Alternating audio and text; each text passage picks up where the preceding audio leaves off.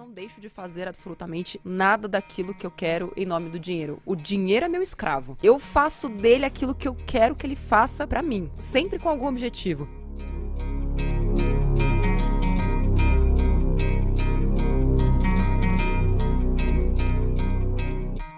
Eu era repórter de TV, trabalhei 10 anos. E tratar sobre dinheiro era algo que eu fazia pra mim, porque eu via que meus pais não tinham educação financeira, meus amigos não tinham, tava todo mundo sempre lascado e tal. E aí eu comecei, falei, não, eu preciso ser a pessoa que vai ajudar essa galera aqui, né? Porque eu já olhava sempre pro futuro e falei, mano, eu preciso fazer alguma coisa pra cuidar dos meus pais, enfim, da família toda. Aí comecei a planejar, criar meta, mas investir. Mas o que? Era muita dívidas, era muita bagunça a vida financeira da sua família? Assim, nunca faltou nada, mas nunca sobrou nada. E sempre foi uma vida restrita. Assim, tipo, a gente nunca viajou. Assim, a gente tinha comida, a gente... Não tinha luxo. Nenhum. Assim, estudava, comia e era isso. E não podia uma série de coisas, era não pra tudo. Eu falo isso até no livro, né? Era não pra tudo. E aí... Só que sempre tinha aquele receio, assim, do desemprego. Era um medo constante na minha casa, porque só meu pai trabalhava, minha mãe cuidava da gente, somos em 3. Então era aquele medo constante. Puta, seu pai, né? Nossa, e se acontecer isso? E são 3 meninas, mas cada uma introjeta aquilo de um jeito. Eu introjetei, eu vou ter que trabalhar. Eu vou ter que me virar pra cuidar de mim e deles também, né? Porque isso pode acontecer a qualquer momento. E aí eu comecei a juntar dinheiro com 8 anos de idade. Veio bem cedinho.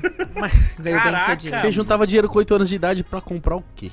Eu queria um carro. Com 8 anos já? Já. Mas acho que é legal trazer o contexto, né? Eu nasci em 85. E lá nos meus 7 anos, quando surgiu essa coisa do carro, eu tinha 7, mais ou menos. Foi o auge da inflação, ali, 92. Se eu não me engano, entre 91 e 92, a inflação ficou mais de 1000% ao ano. Era aquela época, vocês não viveram isso. Talvez você que tá vendo tenha vivido. Que você tinha que comprar num dia... Porque no outro já era o dobro do preço. E aí depois teve o confisco da poupança e todo mundo se deu feio, assim, sabe?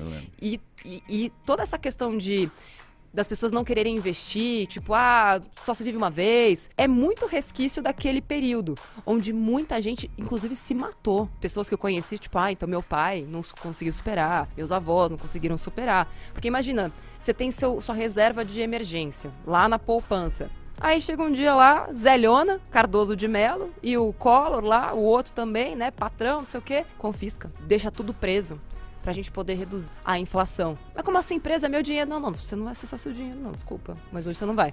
E o que aconteceu após isso? O dinheiro retornou pras pessoas? Não! Já era? Foram, assim, teve ação que só foi liberada, tipo, ano passado. Mano, ferrou muita gente. Então foi um pouco de trauma também, né? Trauma total. Então, assim, foi nesse contexto que um dia eu vi uma amiga minha falando, e ela era a rica da escola. A gente tava falando de rico e tal, pai médico, né, carrão, não sei o quê. E aí ela falou, meu pai tá fazendo uma poupança pra gente ter um carro com 18. Mano, sério?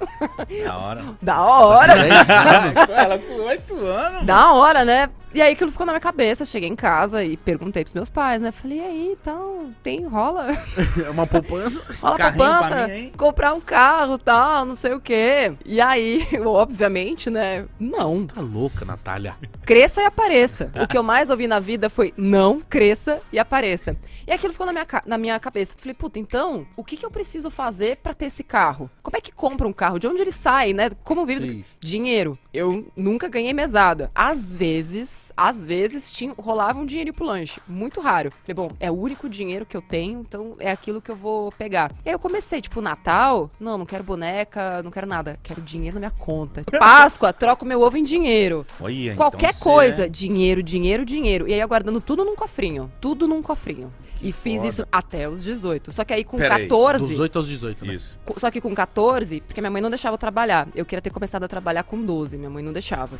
E aí, quando eu descobri que eu podia fazer propaganda e que minha mãe não achava aquilo trabalho, mas eu ia conseguir tirar uns R$50 por dia como figurante de propaganda infantil. Porque, enfim, me chamaram um dia pra fazer um teste lá. Aí o cara entregou, lembro até hoje, num plastiquinho assim, com uma notinha. Toma, na minha mão. Falei, uau. Carro. Gente, eu passava o final de semana, assim, olhando o jornal, circulando de verdade, assim, os carros que davam pra eu comprar com 18. E ficava fazendo, tipo, conta mesmo. E eu lembro que na época tinham 2 carros que nunca saíam do jornal, que eram um Buggy e um Jeep Willys. Aí, quanto que custava? O bug esses carros? custava 3 mil reais. Na época, os Jeep Willys eram uns 8 e pouco. Falei, bom, são os mais baratos que tem. Porque assim, na minha cabeça, depois eu fui estudar e entender por que isso foi tão forte. Tá. Não era o carro que eu queria a liberdade que o carro ia me proporcionar. E outra, né, eu tinha muito essa visão do não tem. Como eu vou tirar dos meus pais se eles não têm nem pra gente, sabe? Tem isso também. Eu sentia uma baita de uma culpa, assim, então eu não pedia nada. Até porque a dinâmica da minha casa sempre foi, não fez mais que obrigação. Aí eu descobri o negócio do comercial, de propaganda e tal. Eu fazia pulseirinha pra vender na escola, fazia camiseta tie-dye pra vender na escola.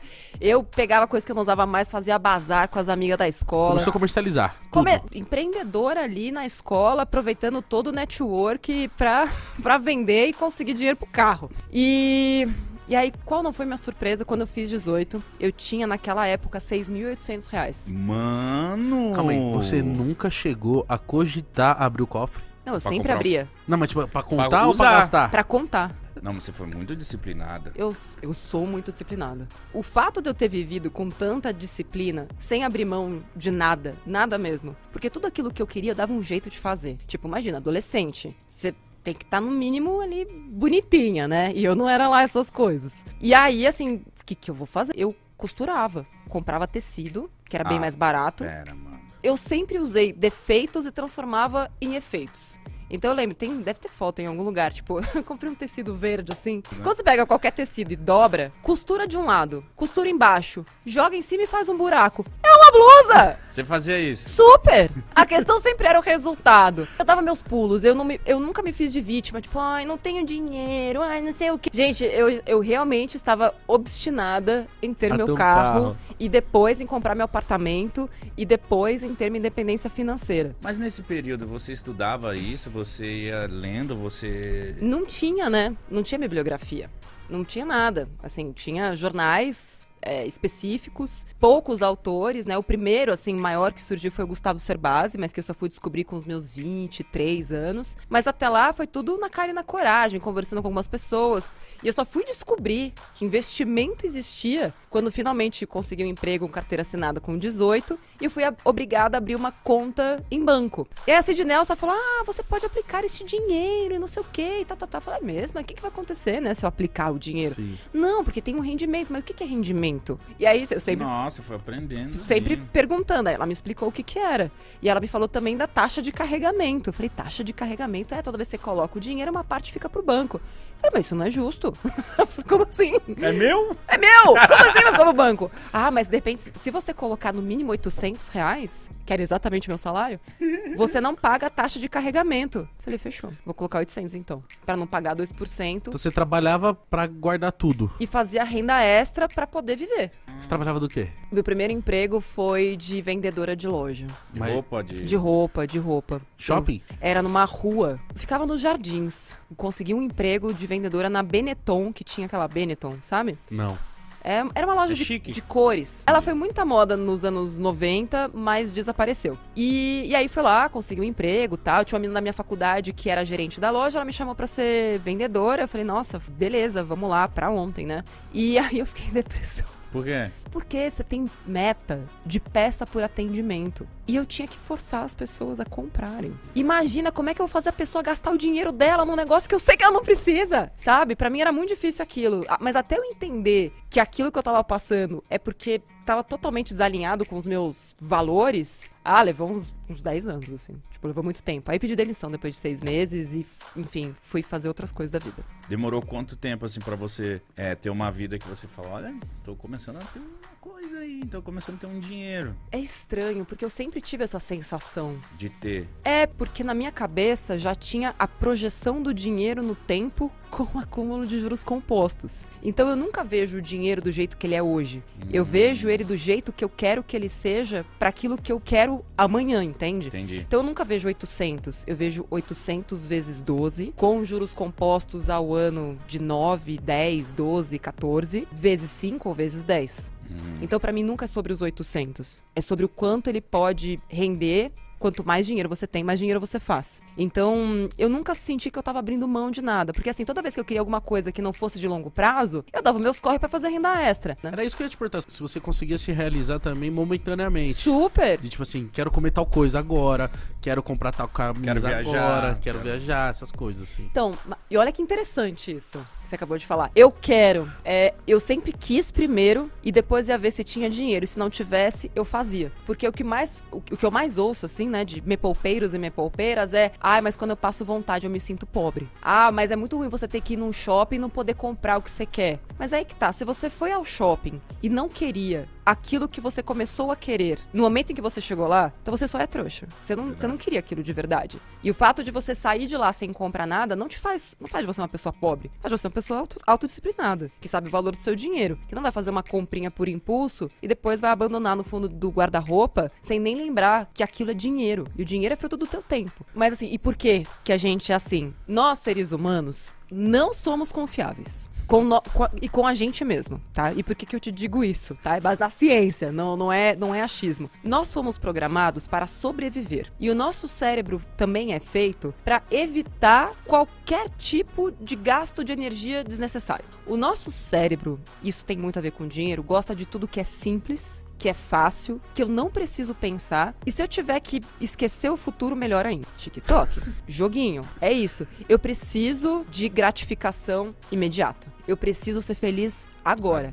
Ainda que aquilo não me traga nenhuma felicidade e nem benefícios a longo prazo. E a maioria das pessoas tem isso. E por quê? Quando eu faço uma comprinha e passo no cartão, é baratinho. É parcelinha de R$20, 20 conto e tal. Aquele sentimento me faz bem naquele momento. E é como se eu preenchesse pequenos buraquinhos, entende? Só que cada buraquinho que eu tampo é outro que abre. Porque eu não tô olhando para aquilo que realmente é importante para mim. Quando eu paro para olhar, cara, mas o que realmente é importante?